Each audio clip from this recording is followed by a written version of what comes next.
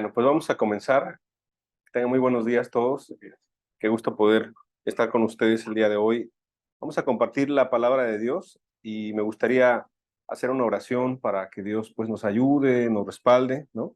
Y lo que vayamos a ver, a hablar, pues sea bendecido por Dios. Padre, te damos muchas gracias por esta oportunidad de poder abrir tu palabra. Tu palabra es verdad. Enséñanos y guíanos, Señor. Tenemos mucha necesidad en medio de un tiempo muy complicado, donde la sociedad se ha corrompido, donde la gente se ha olvidado de Dios, donde el amor de muchos se ha enfriado y la maldad se está multiplicando a pasos agigantados. Te rogamos que nos hables y que nos ayudes, y todo eso pues lo pedimos en tu precioso nombre, Cristo Jesús. Amén y amén. Pues el día de hoy vamos a dar una continuidad a lo que platicamos la semana pasada. Semana pasada leímos un texto que quiero volver a leer en Hechos capítulo 2, versículo 40. El apóstol Pedro decía, y con otras muchas palabras testificaba y les exhortaba, diciendo, sed salvos de esta perversa generación. De hecho, si usted no escuchó el tema pasado, después le podemos decir cómo puede escuchar el tema pasado. Creo que es importante, porque el apóstol Pedro lo está hablando en un contexto muy especial. El contexto es que Cristo ya se había ido, que Cristo había muerto, pero había resucitado. Cristo va al cielo. Y algo muy importante, Cristo les dio instrucciones a los discípulos de esperar, de reunirse y de esperar para que el Espíritu Santo viniera y se quedara con ellos. Y entonces nosotros podemos ver cómo el Espíritu Santo viene en Pentecostés. El Espíritu Santo viene y con poder y con autoridad viene y visita a todas las personas.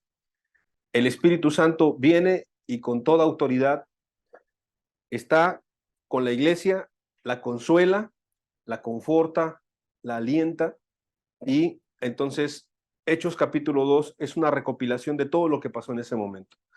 También vimos que Hechos capítulo 2 de alguna manera es evangelístico, porque está el apóstol Pedro predicando a las personas y de repente de toda la gente que estaba escuchando alrededor, 3,000 personas creen en el evangelio.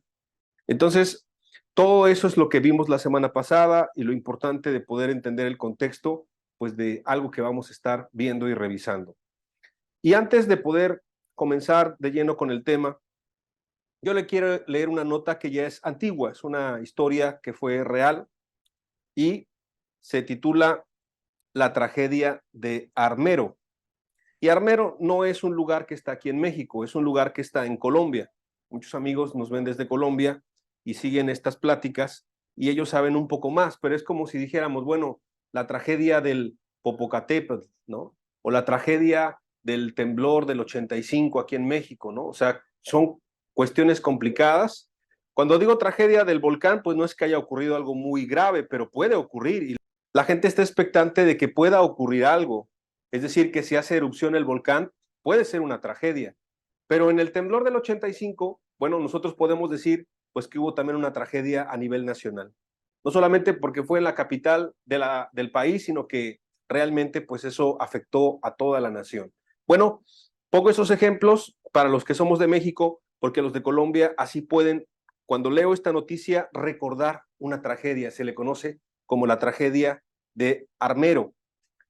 Se le conoce así porque fue un desastre natural, quiero leer, producto de la erupción de un volcán, el Nevado del Ruiz, el miércoles 13 de noviembre de 1985, que afectó a los estados o departamentos de Caldas, Tolima, en Colombia. Tras 69 años de inactividad, la erupción tomó por sorpresa a los poblados cercanos, a pesar de que el gobierno había recibido advertencias por parte de múltiples organismos vulcanológicos, desde la aparición de los primeros indicios de actividad volcánica en septiembre de 1985. Quiere decir que la advertencia habían sido unos meses antes nada más. En septiembre hubo pues muchos síntomas de alerta, hubo muchos signos de alarma, se pudo hacer muchas cosas, se pudieron hacer planes, programas, tal vez muchos especulaban, las noticias, algunos tomaban en poco la información, otros sí la tomaban con un poquito más de responsabilidad, pero al final no se hizo algo para poder solucionar el problema. Claro, alguien pudiera argumentar, pues, ¿qué puedes hacer contra el poder de un volcán? ¿Qué puedes hacer contra un desastre natural? Pero la idea no era esa, sino la idea era probablemente evacuar a la gente. Como al día de hoy, yo te quiero decir que Armero, ese lugar, quedó completamente sepultado, ya no existe. Cuando tú vas a ese lugar o la gente que registra visitas a ese lugar, pues solamente son las casas más altas, el pico tal vez de la iglesia, de los edificios más grandes que quedaron, pero completamente quedó sepultado. Entonces, ese lugar tuvo que ser movido a otro lugar, ese pueblo tuvo que ser movido a otro lugar, y eso es lo que probablemente se pudo haber hecho. Ahora, hay muchas voces, pues, que ahora critican, ¿no? Que ahora dicen, no, qué mal hizo el gobierno, les faltó más fuerza, les faltó obligar a las personas, pero dígame sí o no, en los desastres naturales pasa eso. Ahora, en este volcán en México, en el Popocatépetl, cada que hay erupciones, cada vez que llega una alerta amarilla y cada vez que casi pasa la roja, entonces la gente se preocupa, la gente empieza a movilizarse, pero ¿sabes algo? De todas maneras, no hay medidas, de acuerdo también a los especialistas, drásticas, no hay medidas serias, porque aparte a dónde metes a tantas personas, son cientos de personas, miles de personas, entonces se convierte en un problema muy complejo. Bueno, quiero decirte que esta tragedia dejó de 23,000 a 25,000 muertos, es decir, que no fue cualquier cosa. Imagínate que de repente familias completas quedaron devastadas, destruidas, y yo te quiero leer una de las anécdotas que pueden ser más tristes, que se han recopilado de esa tragedia de Armero. Bueno, se recopila esta conversación que tuvo el alcalde de Armero, digamos el presidente municipal de una localidad, y esta conversación fue a través de la radio, una radio pequeña que había en el lugar, y se le entrevista y él empieza a decir que él no cree que haya mucho peligro allá afuera. Como diciendo, no pasa nada, no va a pasar nada, aquí no hay peligro, aquí todo está controlado, la gente exagera, como yo creo que muchos de nosotros a veces escuchamos alguna noticia, alguna advertencia y te dice la gente, no, está exagerando, no puede pasar eso, ¿cómo crees? Aplicando a las cuestiones humanas, a las cuestiones terrenales, pero aplicando a las cuestiones espirituales es muy similar. Cuando te dice alguien, no hagas eso porque es peligroso, te puedes meter en problemas, no pasa nada. Oye, joven, no pruebes el cigarro, no pruebes el alcohol, la droga, porque te puedes enviciar. No, a mí no me va a pasar eso. Y la gente se envicia. No, joven, mira, no salgas tan noche porque es peligroso ahorita en el país, las cosas. No, a mí no me pasa nada. Y de repente desaparece la persona. Oye, joven, no, mira, no estés con esas amistades porque se ve que son malas, son una mala influencia. La joven, el jovencito, no pasa nada. Ya después embarazos no deseados, enfermedades de transmisión sexual. ¿Sí me explico? La gente así es. O sea, a la gente se le dan advertencias, a la gente se le dan consejos y la gente no hace caso. Bueno, tristemente, la tragedia de Armero fue pues como una crónica anunciada de un desastre que iba a ocurrir. ¿Por qué te leo todo esto? Porque el apóstol Pedro estaba diciendo, lleno del Espíritu Santo, una advertencia también. Esa advertencia no solamente fue para su generación, sino es para nuestra generación y probablemente más adelante se puede estudiar de otras generaciones. Pero el día de hoy vamos a entrar en detalle de esta frase que ocupó el apóstol Pedro: sed salvos de esta perversa generación. Para empezar, quiero leer Hechos capítulo 2, versículo 40. Lo que dice el apóstol Pedro es, lo que dice la escritura es, y con otras muchas palabras testificaba y les exhortaba, diciendo, sed salvos de esta perversa generación. ¿Qué título? La verdad que es un título muy fuerte. Llamarle a tu propia generación, llamarle de alguna manera a tu familia, a tus vecinos, a tu comunidad, llamar a la gente que está en tu estado, en tu municipio, en tu departamento, en tu país, perversa generación. La verdad que qué valor de este hombre poder decirlo, porque estaba en su generación, estaba en medio de su propia gente, estaba en medio de su pueblo. Entonces, decirle a su gente perversa generación, yo creo que tuvo que tener mucho valor para poder comentarlo. Es una palabra que puede parecer el día de hoy que las cosas ahora se atacan, pues porque pueden ofender a las personas, pues que porque ahora pues te pueden meter una demanda, porque ahora la gente es muy delicada o es muy frágil o no quiere ser pues de alguna manera analizada o juzgada de una manera correcta o tener una crítica constructiva, pues ahora la gente pues a todo dice que es malo y a la gente ya no puedes decirle nada, no le puedes llamar la atención, no le puedes dar una disciplina. Ahora los padres no pueden disciplinar a sus hijos porque los hijos los pueden demandar. Los padres ya se están atados de manos porque pues ahora ya los hijos son los que les levantan la voz, se vuelven groseros. Esa es la generación que estamos viviendo. Y en las escuelas es exactamente lo mismo. Ahora un maestro no puede gritarle, y bueno, no es que sea bueno gritar, sino no puede levantar la voz a un alumno, porque si levanta la voz, pues el alumno se puede sentir mal y puede decir, no, pues mira, me está acosando la maestra, me está faltando el respeto, me está haciendo esto o aquello, y entonces se convierte en una generación la cual ya no recibe amonestación, ya no recibe consejo, ya no recibe advertencia, ya no recibe esas voces que como el apóstol Pedro aquel día testifica y les exhorte diciendo, sean salvos de ustedes mismos, sean salvos de toda la gente que está alrededor. Es necesaria la salvación, es necesario Cristo Jesús. Cuando este texto dice, y con otras palabras testificaba y exhortaba, aquí tenemos, por tanto, solamente un pequeño resumen de lo que el apóstol Pedro pudo decir aquel día. Es un discurso largo, que ya lo leímos y estudiamos la semana pasada en Hechos capítulo 2, pero seguramente había más argumentos, seguramente había más ideas, seguramente había más ejemplos, seguramente había un recordatorio de la escritura en el Antiguo Testamento, como Dios diciendo, como Dios advirtiendo, como Dios hablando a aquella generación, pero también a nosotros. Aquí tenemos entonces el corazón de Dios que nos advierte, que nos cuida a través de un hombre llamado Pedro. Testificaba y les exhortaba. Y te quiero explicar un poquito de estas dos palabras, testificar y exhortar. La palabra testificar significa en su contexto dar un testimonio. Testificar es dar un testimonio. Es también protestar fervientemente y es de alguna manera también encarecidamente dar algo, dar algo. Y claro, sabemos que todo esto es de parte de Dios. Entonces, imagínate cuántos sinónimos estamos aquí leyendo de la palabra testificar. Es más amplio en el griego que fue escrito.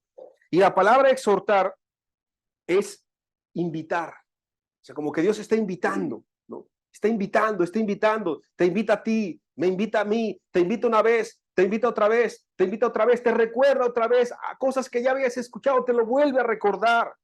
Pero también la palabra, fíjate, es implora. Como cuando alguien te implora, por favor, y no es que te ruegue, pero sí te implora, por favor, hazme caso, por favor, escucha.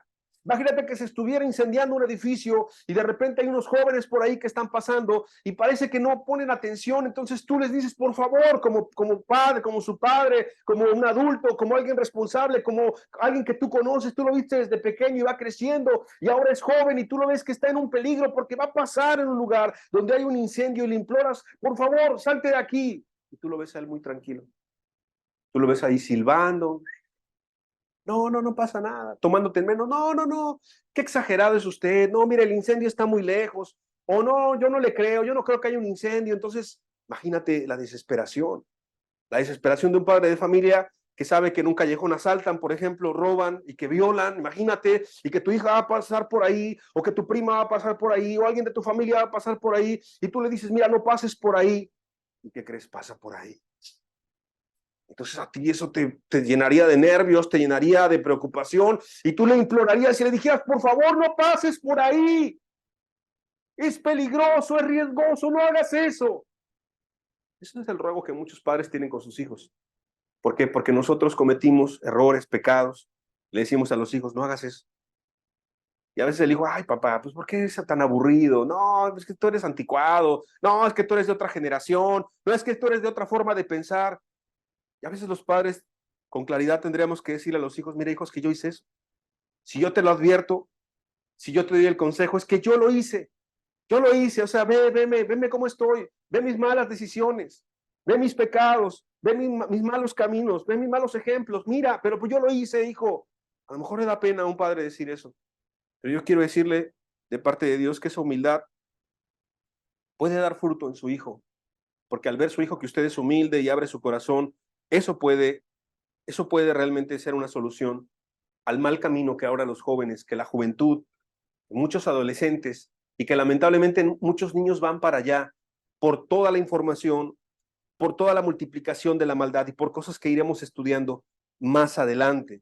Pero esa es la palabra implorar, o sea, como diciendo, por favor, hazme caso. ¿Sabes? Esa palabra exhortar también significa presentar, significa rogar, significa amonestar, significa consolar en algunas ocasiones. Exhortar no solamente es regañar, como algunos piensan, sino es consolar, confortar en algunas ocasiones.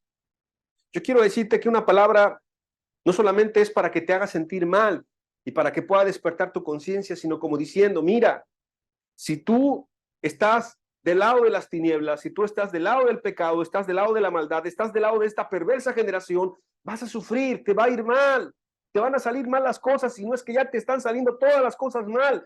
Pero si tú te vas del otro lado, te vas con Cristo a su luz admirable, entonces va a haber confort en tu corazón, va a haber consuelo, va a haber ánimo, va a haber esperanza, va a haber vida eterna, vida en este mundo de una calidad distinta, porque vas a sentir el consuelo de Dios y vida en la eternidad. Entonces están las dos caras de la moneda, ¿te das cuenta?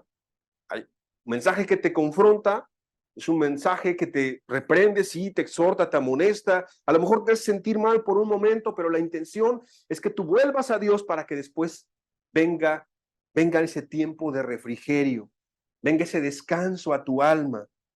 Fíjate cuántas cosas estamos viendo nada más de dos palabras, testificar y exhortar. Entonces Pedro, lleno del Espíritu, les testificaba y les exhortaba diciendo, sed salvos de esta perversa generación. Ahora, yo sé que la palabra perversa es muy mala. De hecho, creo que en nuestra mente la palabra perversa es así como algo que no ocuparíamos. Cuando tú dices, qué perverso es esa persona, qué perversa es esa mujer o esa familia, qué perversa, creo que te imaginas pues de lo peor. Alguien que es un narcotraficante, que tortura a las personas, alguien que pues que traiciona grandemente a su familia, alguien que asesina, alguien, o sea, algo así es lo que nuestra mente viene cuando es perverso. Pero yo te quiero leer un poco más de la definición de perverso.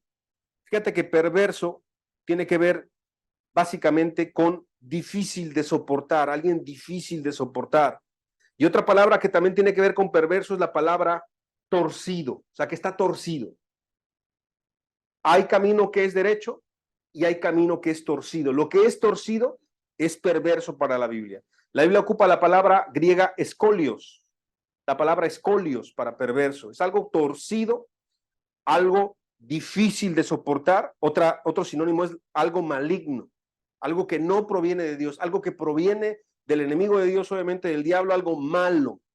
Y obviamente, pues, que nadie quiere estar en el camino torcido, que nadie quiere ser maligno, que nadie quiere ser considerado difícil de soportar, que nadie quiere ser nombrado perverso. Pero bueno, el apóstol Pedro, lleno del Espíritu, les decía a todos ellos y nos dice a nosotros, sean salvos de esa perversa generación. ¿Te das cuenta cómo nada más el solo versículo, la sola frase nos da tantas ideas? Ahora, tú sabes que la Escritura, pues la Biblia una es, pero hay diferentes versiones. Yo te quiero leer 4 diferentes versiones nada más del versículo para que la idea quede más clara en nuestra mente y en nuestro corazón para todas las pláticas que vamos a tener más adelante. Primero te voy a leer lo que la Reina Valera, la Biblia Reina Valera 1960, que es la que generalmente leemos y estudiamos, dice, y con otras muchas palabras testificaba y les exhortaba diciendo, sed salvos de esta perversa generación. Es lo que leímos desde el principio, pero te voy a leer otras 3 versiones más. Dice en otra versión, y con muchas otras razones les exhortaba insistentemente. ¿Cómo le insiste una madre a su hijo? Hijo, hazme caso. Hijo, no te vayas con los amigos borrachos. Hijo, no te vayas con esas mujeres. Hijo, no te vayas con esa persona. Hijo, no te metas en ese trabajo porque te va a ir mal. Hijo, no te metas con esa persona porque es muy peligrosa. Hijo, insistentemente, insistentemente. Así es Dios como Padre con nosotros. Insistentemente nos dice una y otra vez. El problema es que no le hacemos caso. Y fíjate cómo termina diciendo, y con muchas otras razones les exhortaba insistentemente, sálvense de esta generación perversa. Y lo dice distinto. Sálvense de esta generación perversa. Leo otra versión. Y con muchas otras palabras testificaba solemnemente. ¿Cómo es solemnemente? Cuando vas a un velorio. ¿Verdad que un velorio no te pones a reír? no te ponen a hacer bromas, no, o sea, es un lugar de luto. Y como es un lugar de luto, pues la gente, pues no es que estés triste, pero guardas respeto solemnemente. Entonces, fíjate, Pedro, cómo podía decirles con autoridad de parte de Dios, pero solemnemente, insistentemente, y les exhortaba diciendo, sed salvos de esta perversa generación. Y la última versión que voy a leer. Con estas y otras palabras, Pedro les habló y les aconsejó diciéndoles, apártense de esta gente perversa. Qué tremendo. Yo quiero decirte que la Biblia, que vamos a leer en un rato más unos versículos del libro de Proverbios, cuando los proverbios están escritos, ¿verdad?, por Salomón, aconsejando a un hijo, es como un padre que aconseja a su hijo, así es Dios aconsejándonos a nosotros. Entonces, cuando leía esta versión, pues yo entiendo que un consejo no es que se tome en poco, ¿no? No es como una opinión cualquiera, ¿no? Pues es una opinión, hay nada más de un columnista en el periódico, es una opinión de un enemigo, es una opinión de una mala persona, es una opinión de alguien que me quiere hacer sentir mal. No. Este es un consejo. Pero este consejo no viene de cualquier persona. Este consejo viene de Dios. Imagínate, si tú pones atención en las palabras que te puede decir tu papá y tu mamá. Yo no sé si tú recuerdas a tus padres, pero yo creo que hoy muchos de nosotros, los que ya no tienen padres, pueden decir, ¿cómo me gustaría una palabra de mi papá? ¿Cómo me gustaría una palabra de mi mamá? ¿O cómo me acuerdo cómo mi papá me decía esto? ¿O cómo mi mamá me aconsejaba esto? ¿Sí o no? Entonces, esta versión que estamos leyendo es muy solemne. Cuando Pedro les habló y les aconsejó de parte de Dios a esa generación, a esa gente, a esos 3,000 creyentes, los primeros creyentes, después de los 12 que fueron, uno se perdió, se llama Judas. Después fueron 70 porque los mandó de dos en dos. Después fueron 120. Después fueron 3,000. Y ahí les estaba hablando a los 3,000 y les estaba aconsejando como un padre a su hijo. Les estaba diciendo de parte de Dios, apártense de esta gente perversa. Ahora, no me malentiendas. No es que Dios no amara a las personas, no es que el apóstol Pedro no amara a las personas, sino lo que les estaba diciendo es que la contaminación corrompe, la maldad corrompe, un poco de levadura leuda toda la masa. Si tú te enfermabas hace algunos años de COVID, tú recuerdas, ¿qué pasaba? ¿Por qué había tanto cubrebocas, tanta protección? ¿Por qué? Porque era muy contagioso. Eso es lo que se decía. Y hay enfermedades muy contagiosas de las cuales antes, en el tiempo de Jesús, no había cura. Por ejemplo, la lepra. La lepra, si se te tocaba un leproso, no había cura. No había leprosuarios, que son los hospitales ahora que se dedican a la lepra. No había doctores que curaban la lepra. El sacerdote nada más miraba si tenías lepra. Y si te miraba, tenías lepra, tenías que salirte. Tenías que salir y olvidarte de la vida que tenías. Y ibas a ser un proscrito y era una sentencia de muerte porque te ibas a morir. Pregunta. ¿Quién quería enfermarse de lepra? Pues nadie. Entonces aquí el apóstol Pedro, lleno del Espíritu, lo que está diciendo es a gente que acaba de tener una convicción, acaba de tener una salvación, acaba de tener un cristianismo real, una conversión, acaba de nacer de nuevo. A estas 3,000 personas les está diciendo, apártense de esta gente perversa. Ahora tú puedes venir a tu mente un texto, a mí también me viene. Jesús dijo, bueno, ustedes están en el mundo, pero no son del mundo. Okay. Entonces lo que está tratando de decir es que mientras vivas en este mundo, tienes que cuidarte de la generación y lo que va a vivir en sus pecados y de su influencia, porque no hay que olvidar, y el mismo apóstol Pedro lo dice, nosotros que en algún tiempo andábamos en tinieblas, nos trajo a su luz admirable. Quiere decir que cualquier cristiano, cualquier hijo de Dios, fue parte de esa perversa generación. En otras palabras, para que no te confundas, yo fui parte de esa perversa generación. Y si tú no eres cristiano, eres parte de esa perversa generación. Solo hay dos lugares, no hay a la mitad. No, es que yo no soy ni de las tinieblas ni de la luz. No, o estás en un lugar o estás en otro lugar. Y eso es a veces un conflicto para las personas, porque la gente dice, no, pues es que yo voy a la iglesia, y como voy a la iglesia, pues ya cada vez soy menos malo, entonces yo creo que estoy bien, y no es así. Es que poco a poco voy dejando mis pecados y entonces pues ya no estoy tan mal como antes. No es así. Es que si tú me hubieses comparado con hace 20 años, no, yo era un adúltero, era un borracho, era un esto, era un ladrón, era esto, y ahora ya nada más soy mentiroso, ya nada más soy envidioso, ya nada más soy celoso, ya nada más soy murmurador, ya nada más soy soberbio. O sea, delante de Dios es exactamente lo mismo. Claro, hay pecados que traen más gravedad que otros pecados, pero delante de Dios, por un solo pecado, no entraríamos al reino de los cielos. Entonces, no nos confundamos y que también nuestro corazón no se llene de jactancia al estar en una congregación cristiana o al abrir la Biblia y decir, nosotros somos mejores que la perversa generación. De ahí salimos nosotros. Y lo que Pedro les estaba diciendo es, cuídense, sean salvos, porque esta generación viene con un nivel de maldad grandísimo.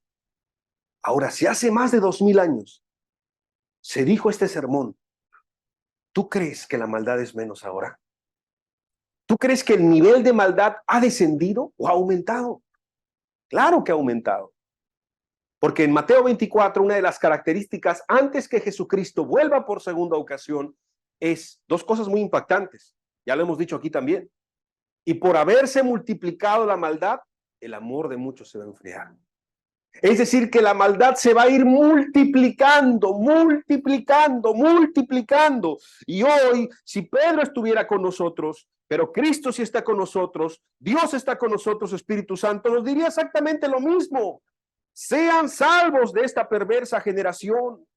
Sálvate de esta perversa generación. Apártate de esta gente perversa, que son las versiones que estamos leyendo.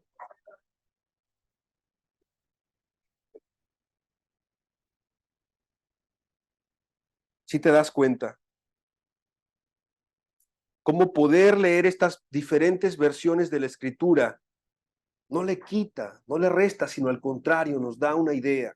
Y con esto sí te comento, tengamos cuidado, también hay algunas versiones de la Escritura que le quitan la esencia a algunos pasajes, hay que tener cuidado.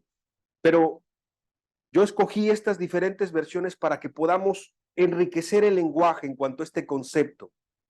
Entonces ya estudiamos lo que es ser salvos de esta perversa generación en su contexto la semana pasada. Ya mencionamos diferentes versiones. Ya mencionamos la palabra testificar, ¿qué significa? La palabra exhortar, ¿qué significa? La palabra perverso, ¿qué significa? Bueno, te quiero decir, para poder ir avanzando en este tema, que no es la primera vez, no es la primera vez que se había hablado de una perversa generación en la Biblia. Es probable, algunos comentaristas bíblicos piensan que Pedro estaba pensando, estaba en su mente, obviamente lleno del Espíritu Santo, hablando las palabras de Dios, pero él también seguramente había leído en la palabra o sabía que la palabra ya en otros momentos había hablado de una perversa generación.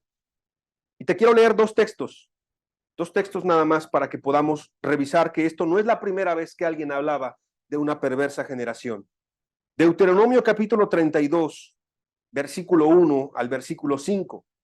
Sabemos que el Pentateuco, los primeros libros de la Biblia, fueron escritos por Moisés en un momento muy particular. Pueblo duro, pueblo difícil, pueblo rebelde. Y en Deuteronomio 32, versículo 1 dice lo siguiente: escuchad cielos y hablaré, y oiga la tierra los dichos de mi boca.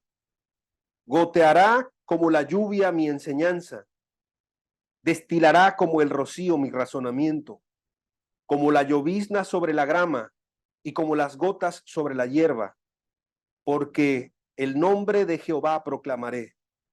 Engrandeced a nuestro Dios, Él es la roca, cuya obra es perfecta, porque todos sus caminos son rectitud. Dios de verdad y sin ninguna iniquidad en él. Es justo y recto. La corrupción no es suya. De sus hijos es la mancha. Y dice lo siguiente: generación torcida y perversa. O sea, está haciendo una comparación. Dios santo, justo y bueno, todos sus caminos son rectos, no hay ninguna iniquidad en él. Pero sus hijos, quiere decir, los que invocaban su nombre en aquel momento, son hijos que tienen mancha en su corazón y en su vida. y se les da la definición: generación torcida y perversa. Entonces no es la primera vez que el apóstol Pedro escuchaba algo así. Salmo 78, versículos 6 al 8. La gran mayoría de los salmos escritos por David, pero también algunos otros se involucraban. Salmo 78, versículo 6. Para que lo sepa la generación venidera, o sea, nosotros, y los hijos que nacerán, o sea, nosotros, y los que se levantarán lo cuenten a sus hijos, a fin de que pongan en Dios su confianza, o sea, que tú también y yo también le contemos esto a nuestros hijos. Y no se olviden de las obras de Dios, que guarden sus mandamientos y no sean como sus padres. ¿Y cómo eran sus padres? Aquí lo dice: generación contumaz y rebelde. Una generación contumaz y rebelde. Generación que no dispuso su corazón, ¿a qué? Pues a Dios. Ni fue fiel para con Dios su espíritu. O sea, una generación contumaz, rebelde, desobediente, infiel, insensible, que no dispuso su corazón a Dios. No fue la primera vez que era ocupada esa palabra. Entonces el apóstol Pedro, lleno del Espíritu Santo, lleno también de la palabra, seguramente pudo decir esto porque tenía pues un respaldo de parte de Dios.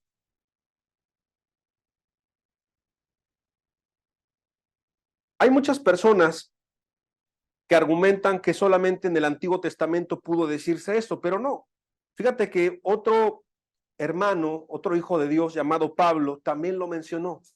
El apóstol Pablo, pues que fue contemporáneo en algún momento con el apóstol Pedro, pero él fue primero el apóstol Pedro, después el apóstol Pablo, sabemos un poco de su historia.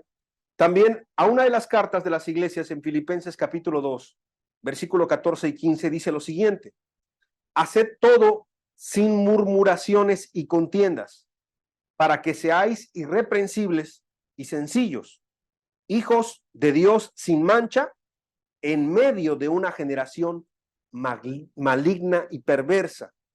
En medio de una generación maligna y perversa. ¿Qué palabras otra vez? Maligna y perversa.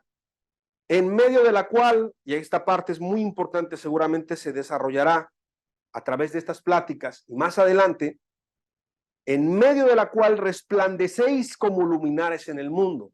Aquí el apóstol Pablo no se queda nada más con señalar la malignidad de la generación, la pecaminosidad, lo oscuro, las tinieblas que había en esta generación.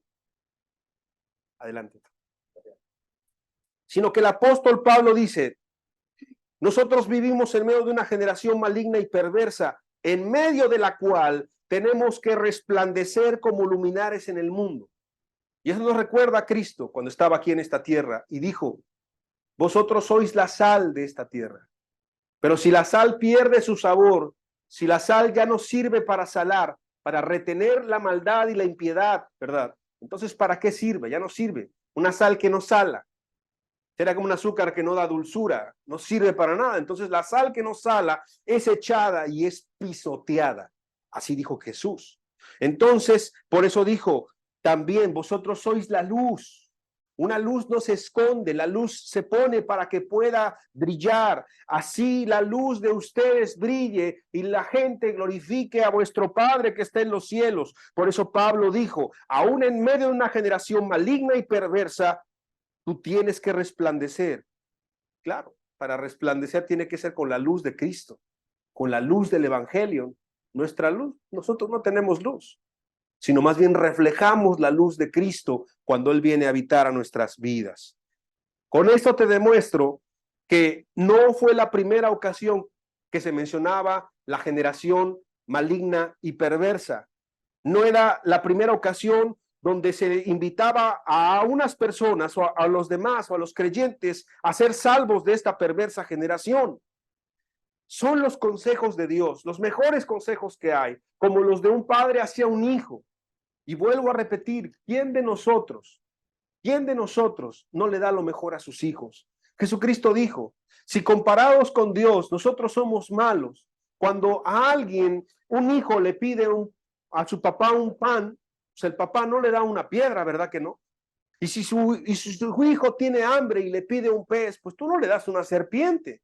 Entonces Jesús dijo, si vosotros siendo malos saben dar buenas cosas a sus hijos, ¿cuánto más Dios, que es el mejor Padre, Dios, que es el más santo, el más bueno, 3 veces santo, no le dará lo mejor a los que le pidamos con humildad, con necesidad, con gratitud?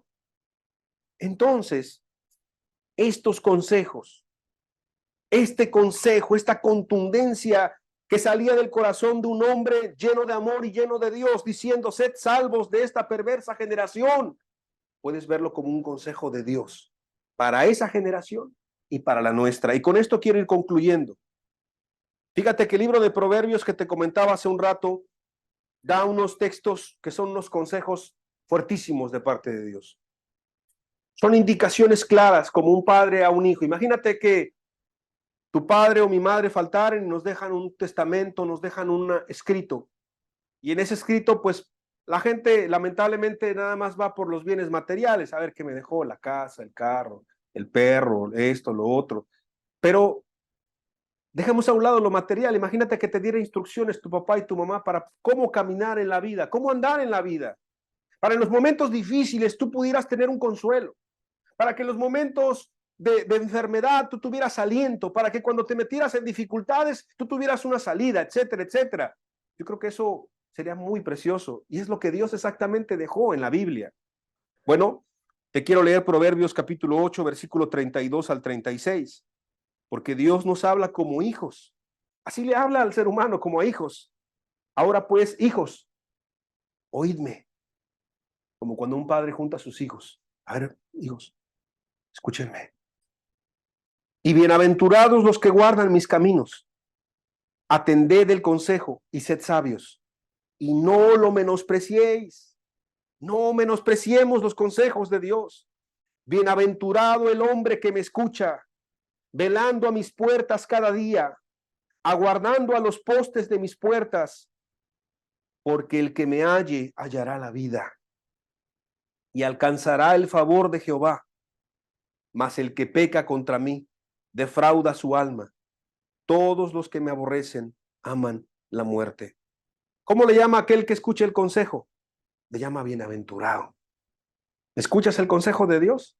Eres bienaventurado. El consejo de Dios hoy es claro. Sé salvo de esta perversa generación. Todo lo que vas a escuchar en las siguientes enseñanzas, todo, escúchalo como un consejo de parte de Dios. Y si tú eres parte de esa generación, sal de ahí. Pídele perdón a Dios. Arrepiéntete. Huye de la ira venidera. Huye de la ira que vendrá sobre este mundo. Hay un Salvador que se llama Jesucristo. No es el hombre, no es la religión, no es un pastor, no es un grupo de pastores, no es cambiar de religión como algunos piensan. No, es Dios. Es Dios. Es el consejo de parte de Él. Hay otro proverbio, que este proverbio ha impactado mucho mi vida porque dice lo siguiente, Proverbios 22:3. El avisado ve el mal y se esconde, mas los simples pasan y reciben el daño. ¿Qué significa? Bueno, pues que si tú estás siendo avisado por Dios, estás siendo advertido, y ves que viene un tráiler a toda velocidad y pierde los frenos, no te quedas parado ahí. Te metes a un local, te escondes tras algo, pero tú tratas de salvar tu vida, no te quedas ahí esperando que venga el tráiler y te arrolle. La maldad viene como un tsunami, como un río impetuoso, viene como algo destructor, devastador, que va sobre ti, va sobre nuestros hijos, va sobre la sociedad, va sobre cualquiera que no se aperciba, pero la Biblia dice que el avisado ve el mal y se esconde, toma sus precauciones, tiene cuidado y tiene su escondedero. Y ese escondedero, esa roca de simiente estable se llama Cristo Jesús. Más los simples, no pasa nada.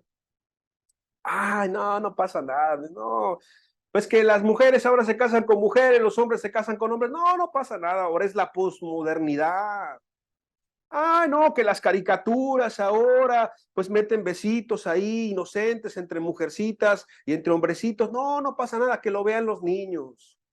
Ah, la hipersexualización ahora de las caricaturas inocentes, o como nunca revisas lo que ven tus hijos en la tableta, en el celular, en el internet. Ah, no pasa nada, déjalos ahí porque no tenemos tiempo para cuidarlos, mejor vamos a hacer cosas más importantes nosotros. Hay gente que te los va a cuidar ahí en el internet, lo digo entre comillas, les va a despedazar la infancia, los va a destruir, les va a robar el alma, los va a contaminar. Viene la maldad tan terrible que no te quiero espantar, sino quiero decirte lo que dice la Biblia. El avisado ve el mal y se esconde, mas los simples pasan y reciben el daño. Hoy es la última generación, la generación que verá más pecado de todas las generaciones de la historia, y lo estamos viendo. Hace 100 años no se podía creer eso. Tus abuelos y los míos no hubiesen creído lo que estamos viviendo el día de hoy. Inclusive Sodoma y Gomorra se quedarán cortitas y pequeñas con muchas naciones que ya están practicando pecados aberrantes. Donde los gobiernos, donde las instituciones, donde todos parece que se confabulan en contra de la dignidad del Evangelio, de Cristo, de lo bueno, de lo amable, de lo honesto. ¿Por qué? Porque el mundo entero está bajo el maligno, dice un texto que también desarrollaremos en otra ocasión, en otra enseñanza. Y simplemente por eso sabes que Satanás le queda poco tiempo y quiere destruir lo más que pueda a la familia, a la sociedad, a tu alma, a la mía. Y si le fuera posible, arrastrar a los que ya son cristianos para que se enfríen, arrastrar a los que ya son hijos de Dios para que pierdan la fe, para que pierdan el amor, para que pierdan la esperanza y para que dejen a Cristo y vuelvan a su vida de maldad. Porque le queda poco tiempo. El avisado ve el mal y se esconde, mas los simples pasan y reciben el daño. Y quiero terminar con Proverbios capítulo 1, versículo 20 al versículo 25. Otra vez vuelvo a repetir consejos de parte de un padre amoroso, de un padre bueno, de un padre que nos tiene paciencia y misericordia, pero que también como un padre, ¿verdad? Que a su hijo si hace algo mal, pues le dice, ¿no? Ah, hijo, sí, estás jugando con el contacto eléctrico. Ay, sí, mete tus manitas, no pasa nada. No, se electrocuta, ¿verdad? Si tu hijo va por un pozo y sabes que se puede ahogar, se cae y no sabe nadar, o que sepa nadar, está pequeño y se puede ahogar, que dices, ah, hijo, sí, sí, sigue jugando por el pozo, no pasa nada. ¿Verdad que no? ¿Verdad que te espantas? ¿Verdad que te preocupas? ¿Verdad que vas por él? ¿Verdad que corres por él? ¿Verdad que le adviertes? ¿Verdad que le aconsejas, le instruyes y tapas el pozo, inclusive si es posible? Porque tú no quieres que le pase algo malo. ¿Sí es Dios con nosotros? Y todavía más, porque Dios es 3 veces santo. Proverbios capítulo 1, versículo 20 al 25. La sabiduría clama en las calles, alza su voz en las plazas, clama en los principales lugares de reunión, en las entradas de las puertas de la ciudad, dice sus razones. Este texto está muy precioso y te voy a decir por qué. Excúseme o perdóneme una interpretación de lo que dice Mateo 24. Y este evangelio será predicado en todo el mundo y después de esto vendrá el fin. Así dice la Escritura. Pero cuando aquí la sabiduría clama en las calles, está en las plazas, está aquí, está allá, yo no sé cómo lo va a hacer Dios, pero este evangelio, el de arrepentimiento y fe, será conocido en todo el mundo. No dice la Biblia que será creído en todo el mundo, pero sí será predicado en todo el mundo. La sabiduría clama en las calles, y no hay mayor sabiduría que la de Dios. No hay mayor advertencia que la de Dios. Cuando llenó al apóstol Pedro aquel día y dijo, sed salvos de esta perversa generación. La sabiduría clama, la verdad clama en cualquier lugar. Y hoy nosotros estamos leyendo la palabra de Dios. No podremos decir, no, pues yo no sabía. No, sí, escuchamos. Y Dios pregunta algo muy interesante. ¿Hasta cuándo, simples, amaréis la simpleza? Y los burladores desearán el burlar, y los insensatos aborrecerán la ciencia. Sí, porque seamos sinceros, hay gente que es simple, O sea, hay gente que es simple y dice, no, no, no, no pasa nada. Ya comentamos. Pero también hay gente que se burla, ay, no, el fin del mundo. Uy, eso lo vienen diciendo desde hace 1000 años. Uy, no, eso del fin del mundo es una idea rara. Y luego le empiezan a mezclar, no, pues es que fíjate que, pues también Nostradamus decía unas profecías y empiezan a aligerar el mensaje de la Biblia. Ah, pero mira, yo le creo más a Nostradamus que a la Biblia y empiezan a rebajar y aligerar. Ay, no, pero yo no creo en eso, yo creo en los ovnis, yo creo en los extraterrestres. Y la gente empieza a aligerar y aligerar y aligerar el mensaje. Uy, no, yo creo más en los horóscopos que en la Biblia. Y la gente se burla. Entonces la Biblia dice, y los burladores desearán el burlar. Hay simples, hay burladores, gente que se burla de Dios y de la Biblia. Y hay gente insensata, que la gente insensata o un insensato es aquel que ya sabe lo que tiene que hacer y no lo hace. Ya sabe que tiene que arrepentirse y no se arrepiente. Ya sabe que tiene que dejar un pecado y no lo deja. Ya sabe que su arrepentimiento solo no le basta, necesita creer y no busca el cómo creer. No le implora a Jesús su salvación, el perdón de sus pecados. Se queda ahí o está atorado con algo en la vida y ahí se queda y no quiere, y no busca ayuda, no pide ayuda, no es humilde, no clama a Dios. Se convierte en alguien insensato o alguien que simplemente sabe que tiene que dejar una situación, una falta que le está causando dolor y lo sigue haciendo. Sigue dándose como golpes contra la pared. No tendría sentido, ¿verdad? Que tú veas a alguien en la calle que se está pegando contra la pared y que está lastimando y que se está ensangrentando y tú le digas, no, ¿qué le pasa? Está mal, algo le sucede, tiene una crisis o qué. No podemos nosotros dejar por alto o pasar por alto las advertencias de Dios. Y entonces Dios nos dice esto y con eso termino. Volveos a mi reprensión. Volveos a mi reprensión. He aquí, yo derramaré mi espíritu sobre vosotros y os haré saber mis palabras por cuanto llamé y no quisiste oír. Extendí mi mano y no hubo quien atendiese, sino que desechasteis todo consejo mío y mi reprensión no quisisteis. Ojalá que esta palabra no la escuchemos nosotros de parte de Dios. Por cuanto llamé y no quisiste oír. Extendí mi mano y no hubo quien atendiese, sino que desechasteis todo consejo mío y mi reprensión no quisisteis. Jesús, que es el más compasivo, un día estuvo ahí cerca de Jerusalén y cuando vio Jerusalén lloró, se estremeció y dijo, Jerusalén, Jerusalén, ¿cuántas veces he tratado de juntar como la gallina junta sus polluelos? Y no quisiste.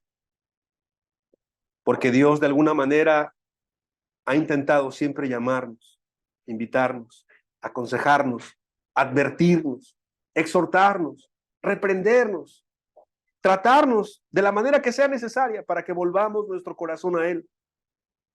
Pero la gente no quiere. Por eso, cuando se ocupa la frase en la Biblia, el que tenga oídos para oír, que oiga, eso es muy fuerte. Lo que está tratando de decir Dios es, pues si quieres, no te va a obligar. Dios no obliga a nadie. Es una invitación, es una advertencia, es un consejo. Seamos salvos. Seamos salvos en medio de una generación perversa, maligna y, como dice Filipenses, resplandezcamos como luminares en este mundo. Vamos a cerrar nuestros ojos. Vamos a darle gracias a Dios por este espacio, por este momento, por esta palabra. Señor, si nosotros tomábamos muy en cuenta los consejos y advertencias de nuestros padres, que podían equivocarse porque eran seres humanos, si nosotros tomábamos en cuenta, Señor, el consejo de un director, un directivo en la escuela, sea en la secundaria, bachiller, en la universidad, Si nosotros tomamos el consejo y la advertencia del meteorológico cuando sabemos que va a llover, cuando sabemos que va a granizar, que va a venir un huracán, un norte, si la alarma sísmica que suena en las ciudades más grandes del mundo es una advertencia de unos cuantos segundos que puede salvar vidas, Señor. Empieza a sonar la sirena y la gente se baja rapidísimo. Deja lo que tenga que hacer. Ya le han instruido que prepare su mochila, su USB con sus documentos importantes, todo. Se prepara la gente. Rápido, corre, huye. Señor, si esta gente de Armero, simplemente aquí en Colombia, hubiese sabido que ese día iban a morir sepultados trágicamente por la mezcla de la erupción volcánica y el agua y el lodo y todo lo que ocurrió en esa tragedia terrible donde 25,000 personas murieron. Si tan solo ese día alguien les hubiese dicho que ese día iban a morir, si hubiesen cambiado de casa, si hubiesen preparado por semanas, por días, hubiesen librado su vida, la de sus esposas, la de sus hijos, la de sus vecinos, la de toda la gente que le rodeaba, Señor. Hoy, Señor, yo creo solemnemente que nos estás advirtiendo que seamos salvos de esta perversa generación, una perversa generación que se ha olvidado de ti, que nos ayudes a resplandecer en medio de una generación que no tiene temor, Señor, que no tiene ningún temor reverente a ti. Ayúdanos, Señor, y ayuda a nuestras familias.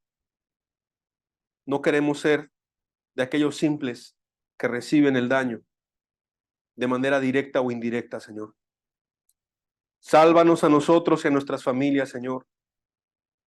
Salva a nuestros conocidos y, si es posible, a todos los que nos oyeren, Señor. Te lo pedimos en tu nombre, que es sobre todo nombre. Dispón nuestro corazón para lo que vamos a seguir escuchando las siguientes semanas. El que tenga oídos para oír, que oiga, Señor Jesús. Mejor es reprensión manifiesta que amor oculto, Señor. Fieles son las heridas del que ama, pero inoportunos los besos del que aborrece. Gracias por todo, Señor Jesús. Amén y amén.